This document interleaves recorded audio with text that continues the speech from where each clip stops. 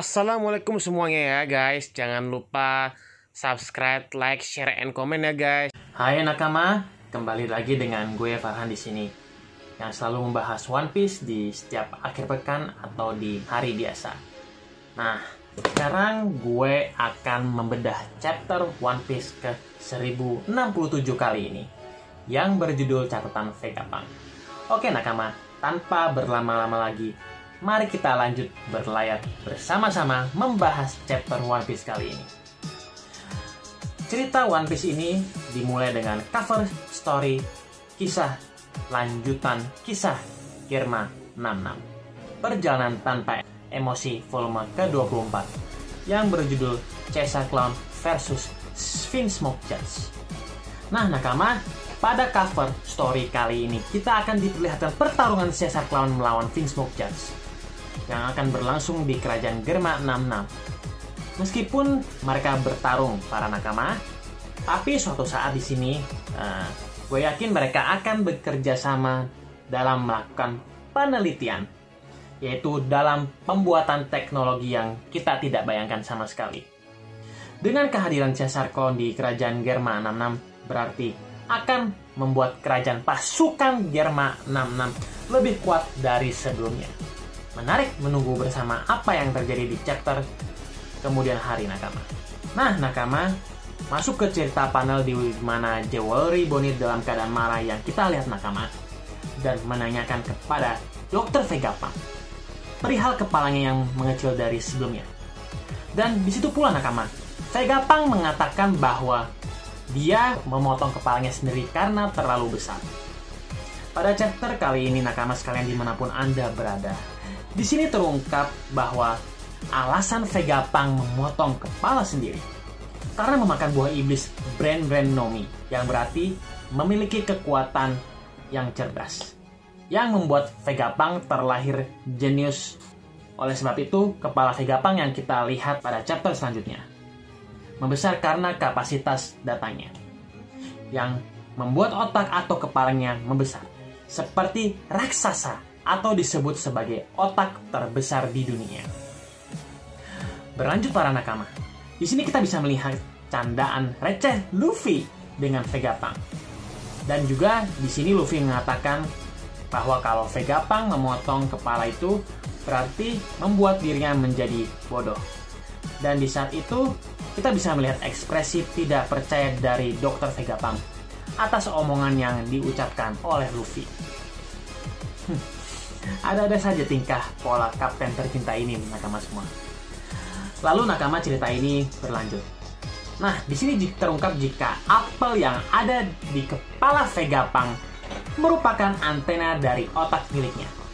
Seperti yang dilihat pada di chapter sebelumnya di chapter 1067. Atau di cerita-cerita chapter sebelumnya yang di situ tertulis Punk Record, yang merupakan tempat hanggar dari otak milik Vegapunk. Jadi nakama di sini ya, gue jelasin bahwa telur raksasa tersebut merupakan inti dari otak Vegapunk. Dan terungkap juga kalau apel antena tetap terhubung dengan gelombang psikis walaupun jarak Vegapunk dengan otak aslinya sangat jauh. Berlanjut lagi cerita para nakama sekalian dimanapun kalian berada. Pada chapter kali ini juga terungkap jika Dr. Vegapunk memang menciptakan 6 Vegapunk dengan keahlian di bidang tertentu dan kepribadian milik Vegapunk. Namun setiap cloningnya masing-masing ya nakama di sini dijelaskan memiliki kepribadian dan pengetahuannya yang terpisah. Meskipun begitu para nakama, Dr. Vegapunk menjelaskan jika semua cloning Punk 01 sampai Punk 06 termasuk dia sendiri terhubung satu sama lain dengan Punk Record atau otak utama Vegapunk. Dan ini nakama merupakan suatu kejeniusan yang sangat luar biasa. Prestasi yang hanya bisa dilakukan oleh seorang kakek tua Vegapunk. Tidak ada di antara ilmuwan lainnya seperti Judge, Queen, maupun Caesar Clown yang mampu melakukan ide serupa segila Dr. Vegapunk dalam pengembangan teknologi diri dia sendiri. Lalu cerita berlanjut nakama. Dr. Vegapunk lalu mengatakan jika suatu hari nanti otak atau pang-record akan bisa dibagikan ke semua umat manusia. Jadi menurut gue sendiri, jika hal tersebut bisa terjadi, mungkin saja nantinya orang-orang akan mengetahui apa itu Void Century atau abad kekosongan yang pemerintah dunia tutup-tutupi. Akan diketahui pang-record mirip Vegapunk ini benar-benar luar biasa nakama.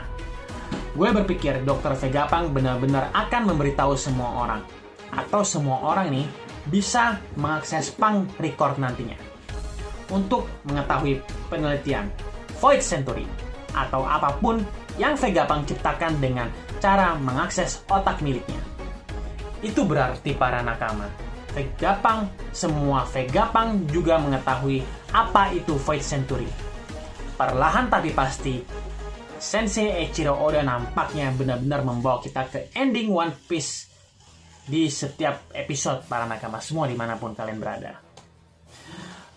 Poin cerita selanjutnya, kegagalan. Cerita ini masih berlanjut. Ketika Dr. Vegapunk berbicara, tiba-tiba Jewelry Borneo menyerang Dr. Vegapunk dengan menggunakan senjata laser beam dan mengatakan jika apa yang dilakukan Vegapunk itu salah. Lalu di sini Borneo menambahkan kalau Vegapunk rela mengorbankan sesuatu untuk pengetahuan. Itulah sebabnya Bartholomew Kuma bisa menjadi robot tanpa perasaan. Namun di saat hal yang bersamaan, pedang laser beam yang digunakan Jewelry Borneo ternyata nakama kita saksikan merupakan sebuah produk gagal.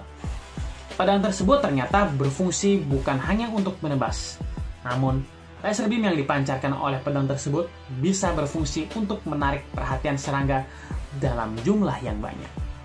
Lalu nakama kita bisa melihat dan menyaksikan serangan dengan jumlah yang banyak menghampiri Borneo hingga membuat dia pingsan.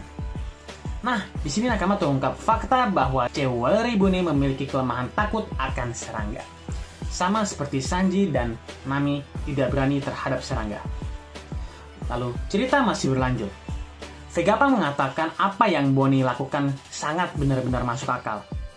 Karena Vegapunk telah mengubah Kuma, seperti ya, Dr. Vegapunk di sini juga telah menyesali atas apa yang dia lakukan, sehingga mengubah Kuma menjadi robot. Nah, dari sini, apakah mungkin pemerintah dunia juga bisa mengancam Vegapunk untuk menjadikan Kuma bahan penelitian? Karena di sini dirinya merupakan salah satu ras spesial atau Vegapunk benar-benar ingin mengubah Kuma. Hanya dari sekedar nafsu semata dan ilmu pengetahuan. Menarik menunggu bersama apa yang akan terjadi selanjutnya para nakama. Berlanjut ke cerita nakama. Dr. Vegapunk bertanya kepada Luffy tentang naga lain selain Kaido yang ada di negeri Wano Kuni. Dan di sini Luffy menjelaskan, jika yang dimaksud Dr. Vegapunk itu adalah Momonosuke. Nah, di sini dia menjelaskan jika naga Momonosuke adalah sebuah produk buah iblis gagal. Walaupun Vegapunk telah membuat naga tersebut menggunakan faktor keturunan Kaido selama 20 tahun, Vegapunk berpikir pertumbuhan naga tersebut tidak seperti aslinya. Dan di sini nakama terungkap bahwa kegagalan yang dimaksud Vegapunk adalah bentuk warna dari naga Momonosuke, yaitu berasal dari warna pink. Seperti kesalahan 1% bagi Vegapunk, tetap saja disebut proyek gagal. Meski sudah 99% dikatakan berhasil, jika harus menuju ke 100%, hal tersebut terlepas dari anggapan jika Devil Fruit Momonosuke adalah Devil Fruit gagal, karena warnanya yang berwarna pink, namun kualitas naga Momonosuke sangat sama seperti Kaido, yaitu di sini memiliki daya tahan tempur yang sangat kuat dan juga bisa mengeluarkan semburan Warbird, dan suatu saat nanti naga Momonosuke akan sekuat naga milik Yonko Kaido. Kembali ke cerita panel. Di sini, Kapten Monkey D. Luffy juga bertanya-tanya ke Dr. Vegapunk tentang sebuah robot raksasa yang ada di depannya, atau robot kuno. Di sini, apakah robot tersebut adalah hasil ciptaan dari Vegapunk? Dan Dr. Vegapunk di sini menjelaskan jika robot di depan mereka bukan ciptaan Vegapunk dan mengatakan robot tersebut dibuat 900 tahun yang lalu. Dan robot raksasa legendaris tersebut pernah menyerang Marijoa 200 tahun yang lalu, seperti yang dicerita pada chapter sebelumnya. Jika ternyata robot kuno ini memang berfungsi untuk melawan pemerintah dunia, dan Vegapunk mengatakan jika robot tersebut tidak diketahui dari mana asalnya dan apa tujuannya, robot tersebut rusak karena kekurangan energi, dan tampaknya juga robot yang menyerang Marijoa kalah bukan karena kekuatan pemerintah dunia, tetapi karena kekurangan energi. Menarik bagaimana menurut kalian para nakama semua? Apa kira-kira energi yang digunakan untuk menggerakkan robot tersebut?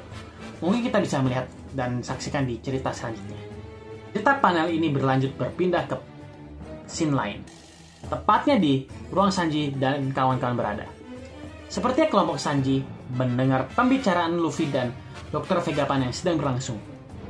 Dan di sini Robin mengatakan 200 tahun yang lalu juga terjadi diskriminasi terhadap manusia ikan. Waktu yang bersama dengan robot tersebut menyerang Marijoa. Kemudian ini cerita berlanjut. Terungkap fakta lain jika Vega Force 01 atau robot yang menyelamatkan kapal Thousand Sunny dari monster-monster robot yang dibuat dari Vegapunk berdasarkan robot kuno tersebut. Namun ada hal yang tidak bisa ditiru dari robot tersebut, yaitu dari tenaga atau energi yang digunakan. Lalu cerita masih berlanjut. Vegapunk Shaka mengatakan jika di masa lalu terdapat sebuah tenaga atau energi yang mampu mengubah akal sehat manusia dunia ini. Dan mungkin tenaga atau energi yang dimaksud tersebut adalah hal yang ditutupi oleh pemerintah dunia. Atau alasan kenapa pemerintah dunia menyerang kerajaan kuno.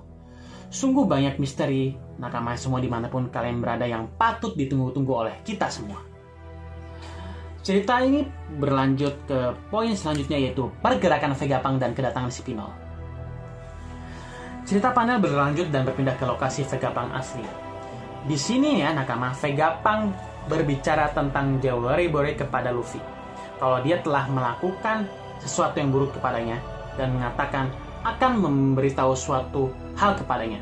Seperti yang kita bicarakan sebelumnya, jika Vegapunk akan menjelaskan kepada Jewelry Body alasan kenapa Vegapunk mengubah Kuma menjadi robot atau mengubah menjadi bahan penelitian. Nah, nakama ya, ini gue mau teori ya di sini.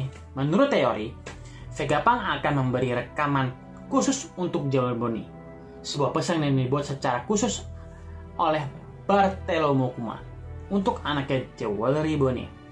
Pesan yang berisi alasan kenapa dia bersedia menjadi robot. Bagi pemerintah dunia, menarik ditunggu karena kita juga tahu Kuma juga merupakan ras spesial.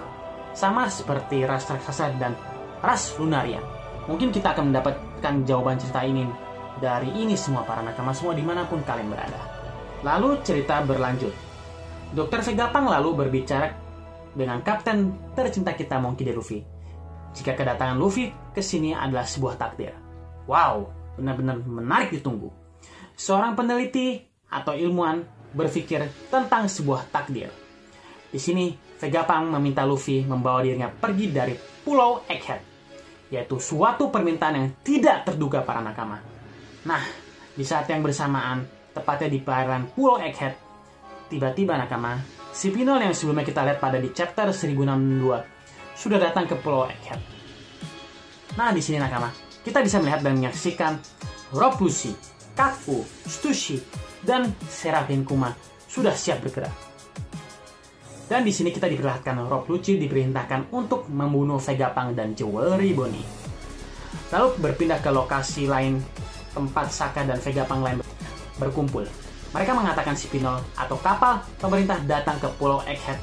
Dengan kemunculan kapal tersebut membuat Usopp, Nami dan panik di sini. Nah, nakama, di sini kita bisa melihat dan menyaksikan Sanji yang akan bersiap melindungi Nico Robin dengan sekuat tenaga apapun yang terjadi. Lalu Vegapunk Shaka meminta Vegapunk lain untuk memberikan pesan ke Spinol jika mereka boleh menyimpan Seraphim Kuma tersebut. Lalu Shaka memerintahkan mereka pergi. Dan di momen ini nakama, Shaka juga mencegah mereka atau menolak akses semua masuk ke Pulau Egghead. Sebelum berlanjut, gue akan membahas alasan Vegapunk meminta Luffy untuk membawa kabur. Dan gue di sini berpikir jika Vegapunk sudah menyadari pemerintah dunia akan membunuhnya. Oleh sebab itu, Vegapunk meminta Luffy membawa dirinya.